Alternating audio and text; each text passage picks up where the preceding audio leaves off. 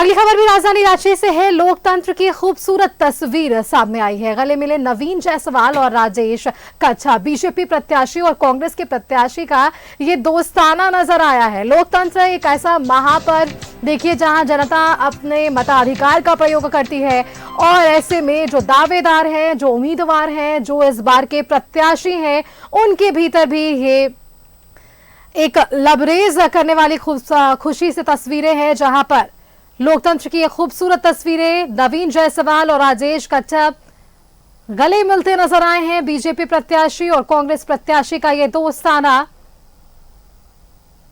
नजर आया है।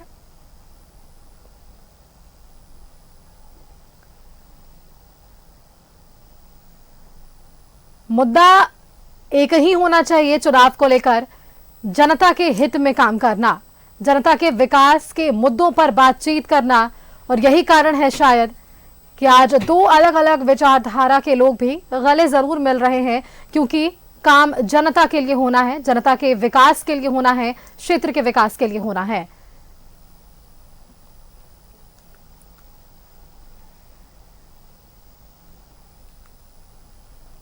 लोकतंत्र की ये खूबसूरत तस्वीरें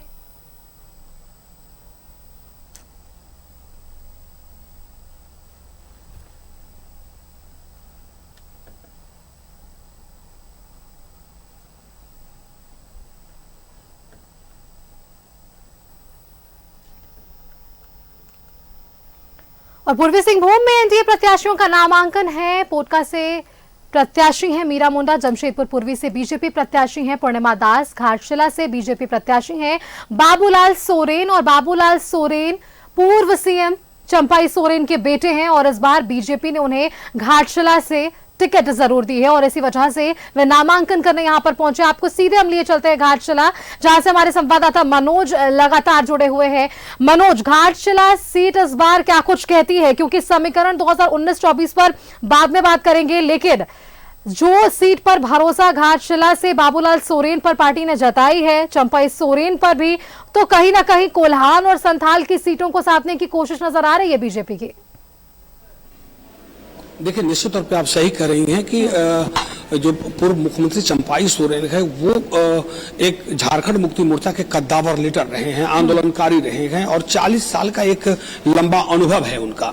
और जब आदिवासी समाज की बात करें तो आदिवासी समाज उन्हें अपना लीडर मानती है। अगर झारखंड में अगर दो किसी को आदिवासी समाज अपना नेता मानती है तो एक है शिबू सोरेन और दूसरा है चंपाई सोरेन। शिबू सोरेन बीमार चल रहे हैं, जिसके कारण वो बाजार जनता से सीधे रूबरू नहीं हो पा रहे हैं, लेकिन जहां चंपाई सोरेन है वो लगातार पूरे झारखंड में, चाहे संथाल की बात कर ले चाहे कोल्हान की बात कर ले, तो लगातार इन क्षेत्रों में वो भ्रमण करते हुए नजर आ रहे हैं और जनता से सीधे रूबरू हो रहे हैं।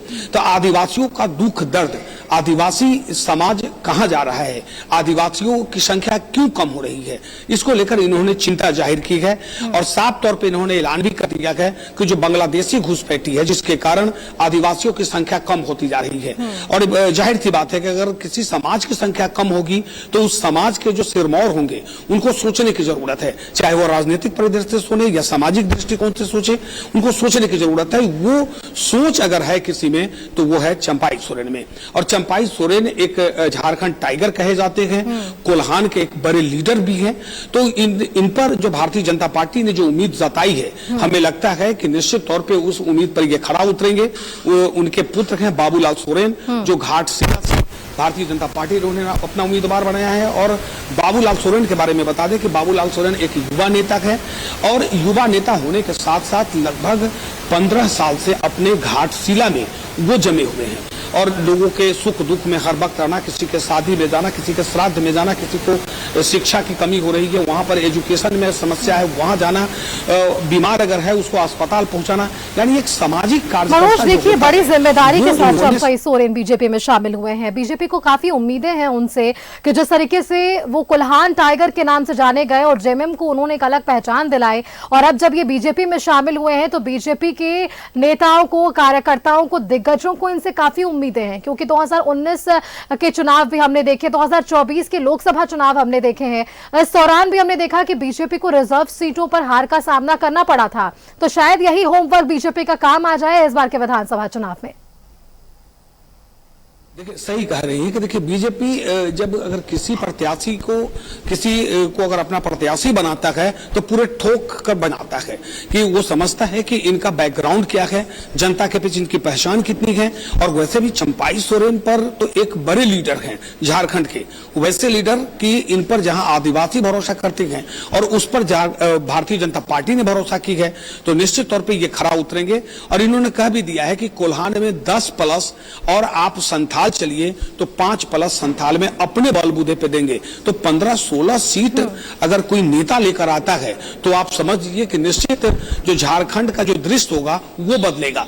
पिछले 2019 के चुनाव में जो भारतीय जनता पार्टी जो है कोल्हान में नगण्य थी, यानी सुपरा साफ हो चुका था। लेकिन इस बात जो हवा है वो भारतीय जनता पार्टी के पक्ष में हवा है, क्योंकि चुनाव से पहले जो रुख हवा का बदलता है, जो गांव के लोग जो बोलते हैं वो उसे समझ आ जाता है कि निश्चित तौर पे इस बार परिवर्तन दिख रही है। बिल्कुल मनोज, चलिए परिवर्तन का मोड है या फिर जनता का जनाधिकार किससे मिलता है ये देखने वाली बात होगी। बने रहिएगा मनोज आप हमारे साथ। नामांकन का दौर चल रहा है, अलग अलग तस्वीरें हम आपको लगातार दिखा रहे हैं किस तरीके से दिग्गज इस बार किस्मत आजमाने को जुटे हुए हैं। कांग्रेस से हटिया के प्रत्याशी हैं अजय नाथ शाहदेव, जहां नामांकन के दौर को लेकर उनसे खास बातचीत की हमारे रांची से संवाददाता विपिन उपाध्याय ने।